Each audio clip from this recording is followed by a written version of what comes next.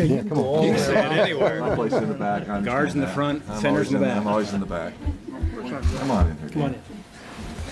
Where's Solomon? Make sure Solomon gets in. Hey guys, thank you for being here today. We'll be very brief in our opening comments to allow plenty of time for Q&A.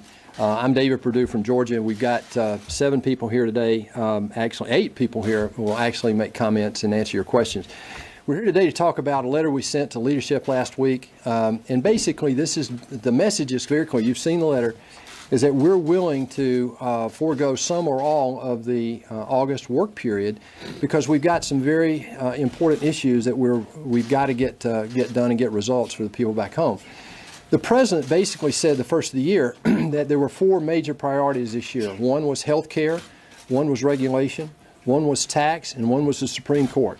We're moving on most of those, but right now, even if we get through health care in the next week or two, between now and the end of the fiscal year, we only have 31 working days left.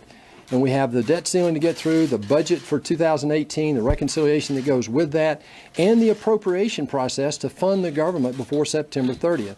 And then, even if all that were to get done, we've got tax, which is the last thing in the president's agenda that we want to get to this year. And we just want to make sure that we have plenty of time to get all that done. So with that, I'm going to open it up. I think Steve Daines is the first one on the list. We're just going to go alphabetical order, and I'll ask him to make an opening comment. Thank you. Hi, Steve Daines from Montana. Senator Perdue, thank you for hosting this press conference today. You know, many of us here on the stage came from the private sector. There's a lot of private sector experience here. One of the great gaps between the private sector and what goes on in Washington, D.C. is a word that Senator Perdue used, that is results, or the lack thereof. Look at a couple of the scorecard issues, I think, for the United States Senate for Congress. The budgeting process has worked 4 times in 42 years. That's a 10% score. Of the 197 presidential nominations to agencies, the Senate's confirmed 48. That's a 24% score. 2 out of Trump's 23 judicial nominations have been confirmed by the Senate. That's a 9% score. The Senate's confirmed 23% of Trump's 216 nominations. That is an 11% score. As Senator Perdue mentioned, we've got health care, we've got budgets. We only have 31 scheduled days in the Senate between now and the end of our fiscal year, September 30th, to get a budget passed. This past year, we were 7 months into the fiscal year before we finally passed a budget.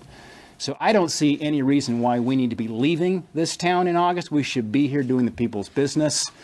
If you were going to school and you were getting failing grades in your spring semester, you better stay in school for the summer and go to summer school, not take a recess. Let's see, who's up next? Senator Kennedy. John Kennedy.